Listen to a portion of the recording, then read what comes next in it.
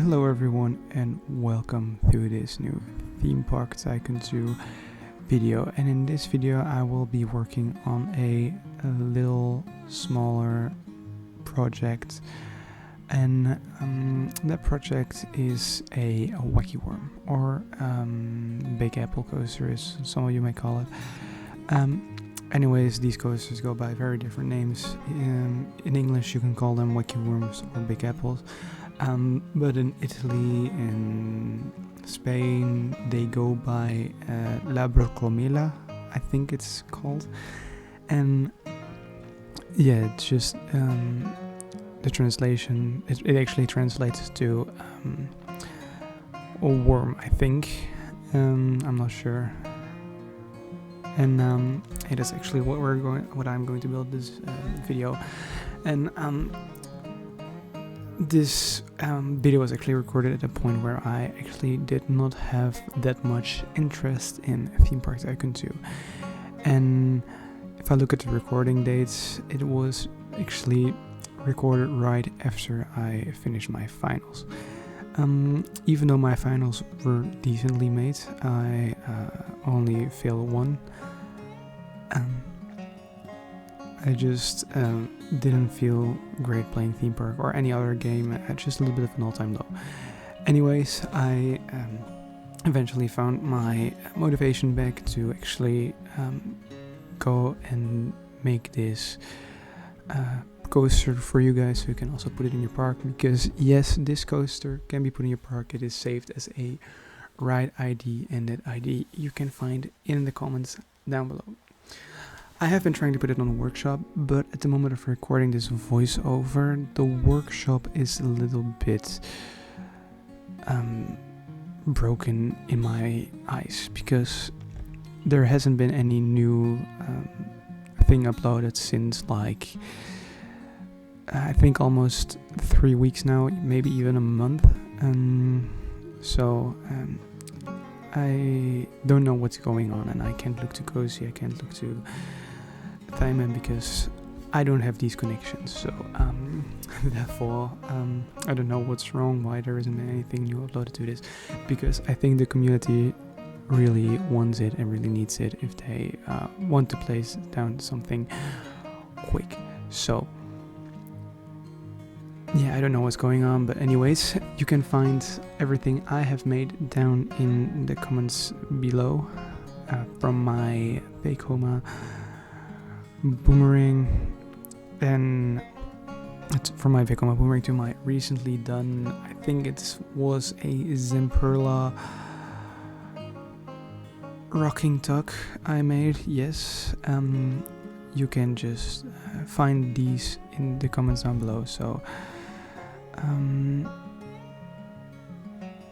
yeah, as you can see, coaster is done.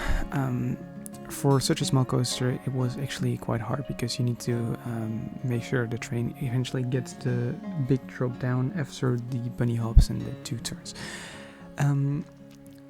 You do that by slightly going downwards, but you also need to make sure you don't go down too much, because otherwise you would be on the track down below. Yeah, and after that the supports come, but the supports can differ from the different manufacturers. And there are many manufacturers for these, some known one like Pinfari or Technical Park, but also some unknown ones. I can't even call a name because I don't know them. So yeah. So from there, if the word this eventually gets on the workshop, you can find it under the name Brum's Wacky Worm or Brum's Big Apple, I think. I don't know which of these two. I think I did Wacky Worm. So yeah. But just like real life, it's just you don't know which manufacturer it is. And here I'm actually trying to pick the turn to actually get the connector pieces to the supports to be able to line up with like the cross ties from the track, and I eventually ditched that because it's just a little bit too hard to do. So what I did instead was I made some custom cross ties. You actually see the ones I made custom And yeah, do I say I'm proud of them? Not really, but there wasn't actually anything else I could do.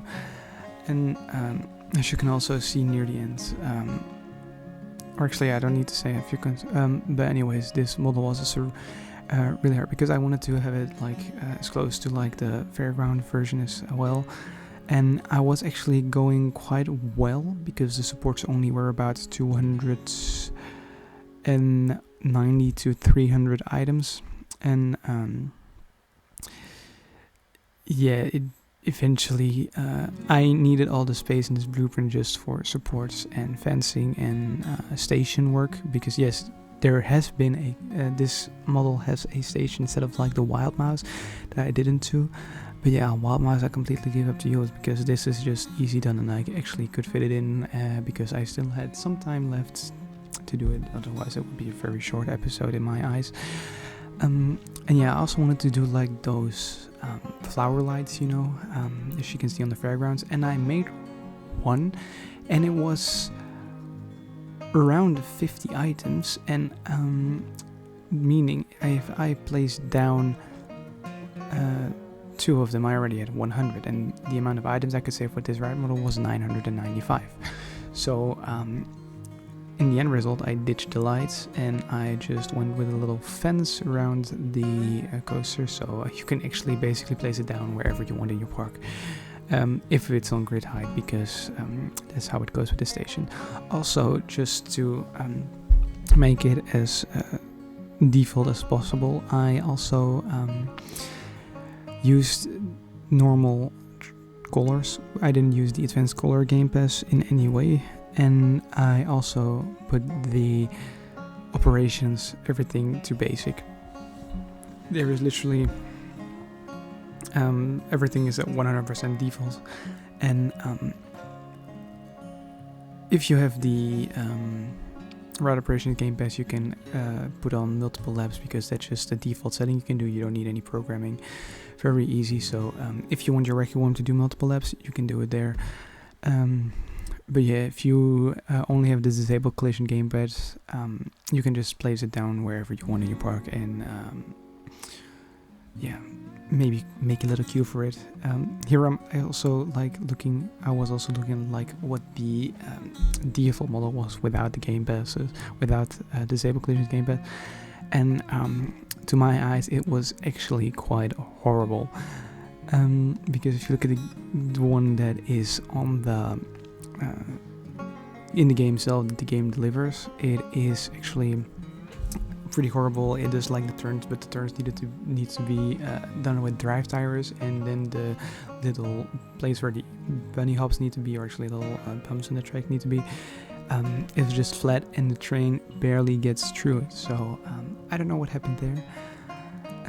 It isn't Dennis' fault, because it isn't a blueprint Dennis made. And yeah, this is like the little better version, if I might say it.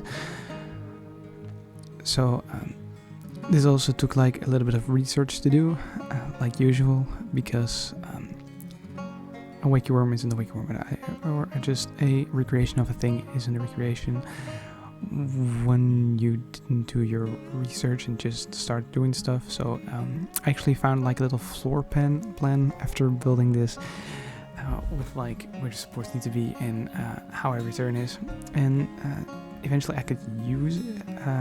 I could use it if I wanted to, but then I also needed to restart the whole project, and also didn't want to do that. So in the end I just stick with this, and as you can see in the end result, it is completely fine. If you see me doing many track work things, it is because I was actually not happy with how the turn in the end, the last turn goes. It also has like a very fast transition going back into the station, and eventually I just ditched the high banking and the low banking one, because that also didn't matter, because the train was going over with such low speeds that those lateral forces were acceptable if we need to look at the realistic part of making a coaster. As you can see here, I'm also like putting everything a little bit further away, just because of clearance things, and yeah, it's just going back to like making realistic coasters. Yes, that's what I mostly do. So just looking at the realism and making my stuff out of there. And talking about the model itself, I think this might be one of the most used models in theme parks or small theme parks and fun fairs around the world, because it's quite cheap, it's small, easy transportable, and it is entertaining for kids, which is actually eventually the main group of people who use this ride. So yeah. For the rest, I actually only have written one big apple in like all of the 95 coasters I've written at the moment of recording this voiceover. Also, as you might have seen right there, this was actually recorded before the update of the game, which might have also just brought me back because of the new flat rise that the game got. And just talking about it real quick, I think it's a great addition. I don't know why people are actually seeing it as a bit low, because Dennis obviously can always work on Theme Park Tycoon 2, because he also has a job outside of developing this game. This game also definitely isn't a cash grab, because you eventually decide if you pay for stuff or not. If you want to have the best experience, of course you pay for disable collisions and ride operations, maybe even the height expansion for the rest. I'm glad he still puts out updates for this game, even though they aren't as big as they used to be, because I think we almost got everything. The only thing people are asking right now is switch tracks, obviously.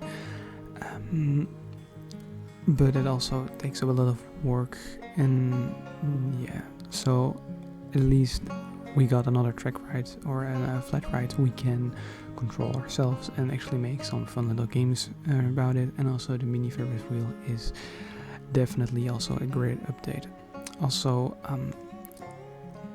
the track variant switch I've also been asking for a long time, and we finally got it. So even the new Intamin type track, making it so there doesn't need to be a different model in the game from all of that. So I think this update is just a little bit underrated with what eventually got delivered to us, which I still think is great, but at this point I just haven't used it as much, because the only thing I'm doing at Theme Park Tycoon 2 right now is working on Seaside Park, because I finally found also that motivation back, because it just took a while to find that back and also work on that as well, because I just didn't know what to do with what I had at that point. So right now I got everything I needed, or actually got everything I need at this right now. I finally found something I could do for like the launch trench, and you will see that in next week episode 9, and I think it turned out very well. So talking about Seaside Park for a little bit, it's looking bright again in the future for it. Also talking about finally starting to decorate the second part of the layout, because I actually have managed to work my way with all those annoying little tasks that are still left to do, except for theming, putting stuff into the souvenir shop at the start, and making the kitchen of the restaurant. Those are stuff I will do offline, and also it doesn't really affect the flow of like the episode. But what I just wanted to do to actually continue on working Seaside Park was finish that launch trench, and now that I finally have something, and it really turned out very good, I finally can start working on that second part of the layout, including station, transfer track, and all that kind of stuff. So in episode 10, the next episode will come out. Still need to record it. I will be going, or actually continuing it with working on the transfer track. I don't know if I need to do it on screen or off screen, because it might interest some people. Yeah, I just think I'm going to make some houses in also making the station, putting the default control panel in, because it's easy once you have one. And yeah, just start making the station and queue and all that kind of stuff, and I hope to finish that in like 2 or 3 episodes, because then we're already at episode 11 or 12, and then we can just continue on to the next ride, big ride or attraction, because small rides are pretty easily done at this point. There I have 2 rides already, or 2 attractions actually, and 1 ride. You'll see what I mean with attraction in like episode 9, and yeah, I think you'll like it, because I really liked it. I also really enjoyed building it for a sense. Also, about the big lake in the middle of the park, I wanted to make a fountain show, but I don't know if I need to make a live stream out of it or just need to do it off screen, because making an episode out of it could be really long. So if you hear this, let me know if you would like to see a live stream of me making a fountain show with viewer suggestions, or actually streaming it actually. As you can see right here, I was trying to make these flower lamps, and that the fairground or rides use, and you'll see this also like around the end of the video. I don't think I put these fences on like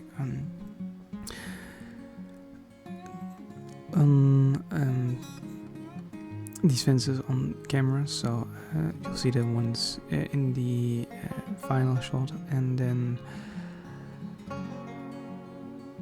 just at this point I think we're already nearing the end of the episodes. So this is the point where I would say thank you all for watching. If you like this kind of content, you may always subscribe.